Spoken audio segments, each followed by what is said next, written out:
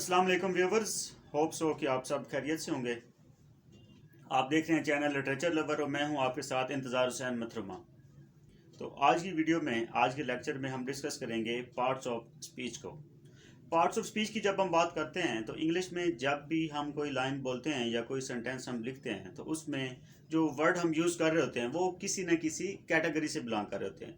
वो जो कैटेगरी है, वो जो क्लास है, उसको हम कहते हैं पार्ट्स ऑफ स्पीच। तो वर्ड्स को जो जिन कैटेगरीज में डिवाइड किया गया है, उनको पार्ट्स ऑफ स्पीच कहते हैं और उनकी तादाद में भी कन्फ्लिक्ट है। कुछ राइटर्स अपनी ग्रामर की बुक्स के अंदर कहते हैं कि जो पार्ट्स ऑफ स्पीच हैं उनकी तादाद 8 है, और कुछ जो राइटर हैं वो अपनी बुक्स में कहते हैं कि नहीं, पार्ट्स ऑफ स्पीच जो है उनकी तादाद 9 है। तो जो 9 कहते हैं वो आर्टिकल को भी पार्ट्स ऑफ स्पीच का हिस्सा समझते हैं, और जो 8 कहते हैं वो कहते हैं नहीं, जो आर्टिकल है वो पार्ट ऑफ स्पीच में इंक्लूड नहीं है। तो आज की वीडियो में हम पार्ट्स ऑफ स्पीच के ऊपर डिटेल से बात करेंगे। Parts of speech, first of all अगर हम उनकी नेम की बात करें कि वो कौन कौन से वर्ड्स पार्ट्स ऑफ स्पीच में हैं, तो first of all noun, pronoun, verb, adverb, adjective, preposition, conjunction, interjection and अगर वो 9 है तो फिर आर्टिकल। तो ये हमारे पास पार्ट्स ऑफ स्पीच हैं। पार्ट्स ऑफ स्पीच को अगर हम डिटेल के साथ बात करें तो नाउन की अगर हम बात करें तो noun, it is a word which we use to denote a noun, a name of a person, place or thing। यानी वो वर्ड जो किसी शख्स, जगह या चीज़ के नाम को ज़ाहिर करने के लिए इस्तेमाल किया जाता है उसको हम नाउन कहते हैं। नाउन की आगे फर्दर कैटेगरीज हैं, उनके ऊपर मेरा एक सेपरेट से एक पूरा लेक्चर है कि हमारे पास तकरीबन कोई 9 से 10 कैटेगरीज हैं, यानी नाउन की टाइप्स हैं। तो जैसे common noun, proper noun, concrete noun, material noun, abstract noun, compound noun etcetera. तो इन कैटेगरीज के ऊपर एक स्पेसिफिक मेरे चैनल के ऊपर आपको एक अलग से सेपरेट से वीडियो मिल जाएगी। तो यहाँ पर जो नाउन है उसका मुख्तसर सा शॉर्ट सा इंट्रोडक्शन। तो नाउन की अगर हम एग्जांपल की बात करें तो आप जहाँ पे भी अपने आसपास अगर देखें, अगर आप रूम में बैठे हैं, आप क्लासरूम में बैठे हैं, आप अपने बेडरूम में बैठे हैं, आप गार्डन में बैठे हैं एट्सेट्रा, आप कहीं पे भी बैठे हैं, तो आपके आसपास जो चीज़ें हैं, जो भी चीज़ आपको नज़र आएगी वो नाउन होगी। क्योंकि डेफिनेटली जो भी चीज़ आपके आसपास होगी उसका कोई नाम होगा।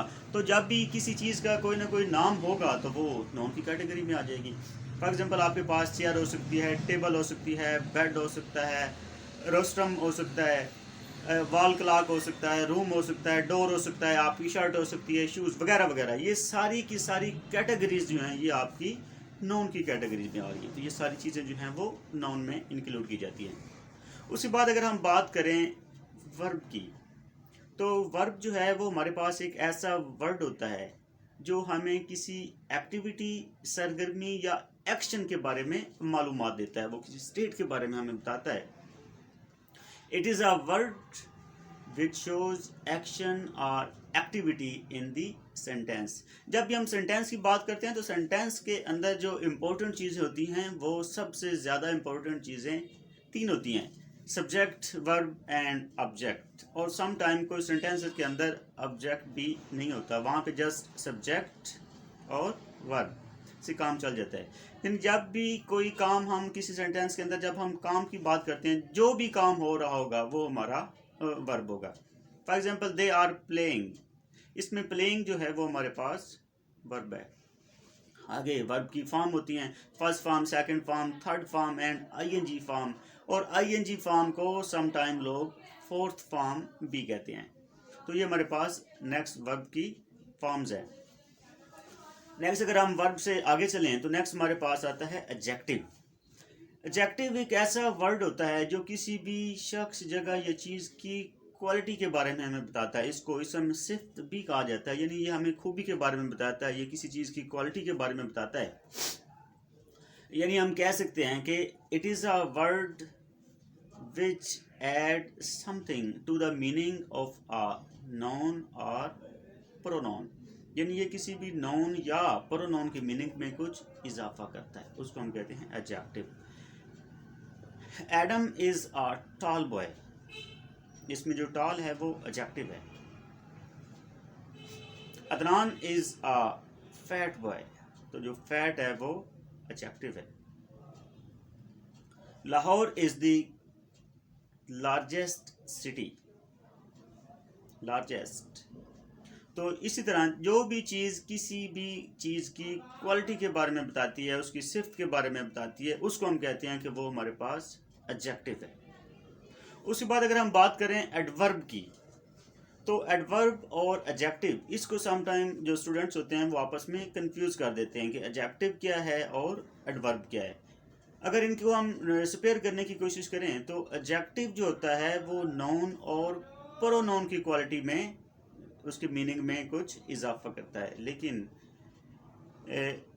दूसरी तरफ जो एडवर्ब है, एडवर्ब किसी वर्ब के मीनिंग में, किसी एडजेक्टिव के मीनिंग में या किसी दूसरे एडवर्ब के मीनिंग में भी इजाफा करता है। तो हम ये कह सकते हैं adverb is a word which adds something to the meaning of a noun, which adds something to the meaning of a verb, adjective or another adverb, यानी ये किसी दूसरे एडवर्ब के मीनिंग में भी इजाफा कर सकता है। नॉर्मली तौर पे, आम तौर पर जो एल वाई वाले वर्ड्स होते हैं वो हम एडवर्ब की कैटेगरी में उनको हम देखते हैं। She can speak English fluently, तो जो फ्लुएंटली है वो हमारे पास एडवर्ब है। इस तरह एडवर्ब की भी आगे फर्दर कैटेगरीज हैं, फर्दर काइंड्स हैं, टाइप्स हैं, तो उनके ऊपर भी सेपरेट से एक पूरे लेक्चर की ज़रूरत है।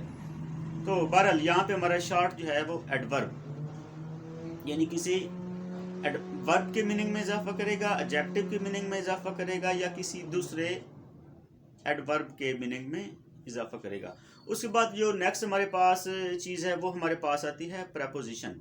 प्रेपोजिशन की जब हम बात करते हैं तो प्रेपोजिशन एक ऐसा वर्ड होता है, एक ऐसा लफ्ज होता है जो हम किसी नाउन या प्रोनाउन से पहले यूज़ करते हैं, और ये किसी नाउन, उसी नाउन या प्रोनाउन का किसी दूसरे वर्ड के साथ रिलेशन शो करता है, उसका ताल्लुक हमें बताता है। तो अगर हम इसको इंग्लिश में कहना चाहें तो हम ये कह सकते हैं it is a word which we use before a noun or pronoun which shows the relation of a noun or pronoun with another word, यानी ये किसी नाउन या प्रोनाउन का रिलेशन किसी दूसरे वर्ड के साथ शो करता है, किसी दूसरे वर्ड के साथ रिलेशन दिखाता है, बताता है। For example, the book is on the table, तो जो ऑन वर्ड हमने यूज़ किया है ये बेसिकली प्रेपोजिशन है, ये बुक का और टेबल का रिलेशन हमें बता रहा है। एमन इज ऑन द टेबल, ये हमें एमन और टेबल का रिलेशन बता रहा है, तो हमें बता रहा है कि जो एमन है वो टेबल के ऊपर है। तो इसी तरह हमारे पास जो ये वर्ड हैं on, in, onto, into, ये सारे के सारे हमारे पास प्रेपोजिशन है। प्रेपोजिशन की टाइप्स भी होती हैं, preposition of time, preposition of place. इसके अलावा प्रेपोजिशन जो है वो उसके वर्ड की जो कंस्ट्रक्शन होती है, जो वर्ड की फॉर्म है, उसके हिसाब से भी उसकी टाइप्स हैं। कुछ को हम सिंपल प्रेपोजिशन कहते हैं, कलेक्टिव प्रेपोजिशन कहते हैं, या कंपाउंड भी उनको कहा जाता है। तो इस तरह जो प्रेपोजिशन है इसकी भी मुख्तलिफ टाइप्स हैं, और इसके लिए भी एक सेपरेट लेक्चर जो है वो चैनल के ऊपर मौजूद है। प्रेपोजिशन के बाद हम अगर आगे चलें तो नेक्स्ट हमारे पास वर्ब भी हो गया, नाउन हो गया, प्रोनाउन हो गया। प्रोनाउन रहता है हमारे पास। अगर हम प्रोनाउन की बात करें तो प्रोनाउन एक ऐसा वर्ड होता है जो नाउन की जगह पे इस्तेमाल किया जाता है, यानी जब हम बार बार किसी शख्स, जगह या चीज़ का नाम लिखने की बजाय उसकी जगह पे कोई दूसरा वर्ड यूज़ कर देते हैं तो उसको हम कहते हैं कि ये प्रोनाउन है। Pronoun is a word which we use instead of a noun, यानी प्रोनाउन एक ऐसा वर्ड होता है जो नाउन की जगह पे इस्तेमाल होता है। मिसाल हम किसी भी मेल के लिए ही का वर्ड यूज़ करते हैं, किसी भी फीमेल के लिए शी का वर्ड यूज़ करते हैं, और किसी भी बेजान चीज़ के लिए हम इट का वर्ड यूज़ करते हैं, या वी, दे, यू, ये सारे के सारे प्रोनाउन हैं। आई, वो, you, they, he, she, it, ये सारे के सारे क्या हैं, प्रोनाउन है हमारे पास।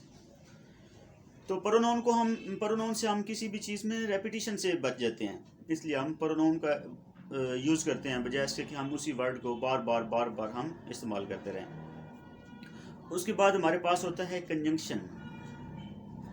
बेसिकली जो कंजंक्शन हमारे पास होता है, इसका काम दो शॉर्ट फ्रेजेस या दो शॉर्ट सेंटेंसेस को आपस में लिंक करना होता है, आपस में कनेक्ट करना होता है। ये दो शॉर्ट फ्रेजेस या सेंटेंसेस को आपस में कनेक्ट करता है, तो इसलिए हम इसको कनेक्टिंग वर्ड्स भी कहते हैं। ये क्या करता है कंजंक्शन, ये जैसे हमारे पास और है, एंड है, बट है, तो ये क्या है, ये कंजंक्शंस हैं। ये मुख्तलिफ शॉर्ट फ्रेजेस को आपस में कनेक्ट करके एक लॉन्ग सेंटेंस बना देते हैं, या जिससे उस सेंटेंस की जो वर्थ है, जो वैल्यू है, उसको इंक्रीज कर देते हैं, या एक पार्ट का दूसरे पार्ट के साथ रिलेशन शो कर देते हैं। उसके बाद नेक्स्ट हमारे पास और लास्ट वन है इंटरजेक्शन। अगर हम इंटरजेक्शन की बात करें तो इंटरजेक्शन हमारे पास ऐसे वर्ड्स होते हैं जो हमारी सैडनेस को, हैप्पीनेस को या हैरानी को शो करते हैं। यानी जब हम हैरान होते हैं, जब हम एक्साइटेडनेस को भी शो करते हैं, ये हमारे ऊपर हैप्पीनेस की स्टेट को भी शो करते हैं, ये हमारी सैडनेस की सिचुएशन को भी शो करते हैं। Hurrah, he has one the match. Hurrah, he has top the class. Alas, he didn't recover. Alas, we have lost the match. तो ये जो रिजेक्शन वाली सिचुएशन है या हैप्पीनेस वाली सिचुएशन है, इसको शो करने के लिए हम जो वर्ड यूज़ करते हैं उनको हम कहते हैं कि वो हमारे पास इंटरजेक्शन है। तो अगर आपने मेरा चैनल सब्सक्राइब नहीं किया तो आप इसको सब्सक्राइब कर दें, और अगर आपने कोई सजेशन देनी है, वीडियो को इम्प्रूव कैसे किया जा सकता है, नेक्स्ट लेक्चर में बेहतरी कैसे लाई जा सकती है, तो आप कमेंट में जाके अपनी राय का इजहार कर सकते हैं। आज का लेक्चर अपने अख्ताम को पहुंचा, तो मिलते हैं नेक्स्ट वीडियो में। तब तक के लिए अपना ख्याल रखिएगा। अल्लाह हाफिज़।